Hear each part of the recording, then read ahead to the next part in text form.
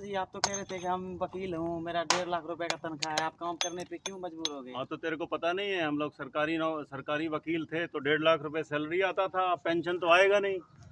और खट्टर अच्छा। साहब बोलते हैं हमारा राज्य है बहुत गरीब है तो हम पेंशन नहीं दे पाएंगे। केंद्र का प्रशासन, वो केंद्र का जो फाइनेंस मिनिस्टर है सीतारमन, वो भी बोलती है कि हमारा देश तो दिवालिया हो गया है, हम भी श्रीलंका या पाकिस्तान की पोजीशन में पहुंच जाएंगे, पेंशन नहीं देंगे हम सरकारी वकीलों को।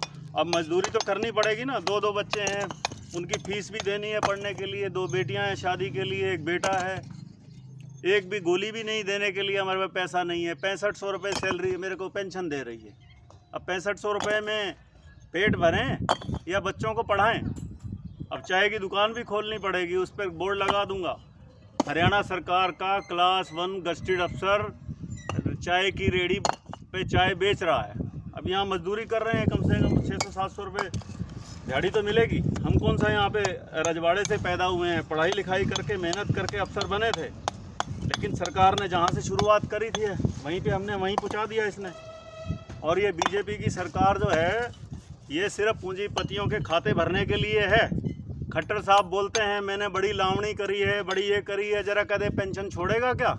हरियाणा राज्य की उसको इतनी चिंता है, हरियाणा राज्य की उसको चिंता है कि 2030 तक दिवालिया हो जाएगा। और अभी बोल रहे हैं पिछले 3 महीने में हरियाणा ने 7500 करोड़ रुपया जीएसटी का इकट्ठा किया है। एक तरफ से तो दिखाते हैं कि हमारे पास बहुत सारा पैसा है और दूसरी तरफ दिखाते हैं कि हम दिवालिया होने जा रहे हैं। ये 2 स्टेटमेंट क्या है?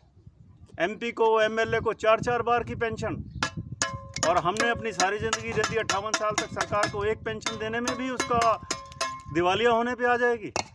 ये बीजेपी के नए कंसेप्ट आ गए हैं, सिर्फ बेवकूफ़ बना रही है देश की जनता को। और दोबारा अब लोगों सचेत हो जाओ, वोट की चोट दे दो इनको।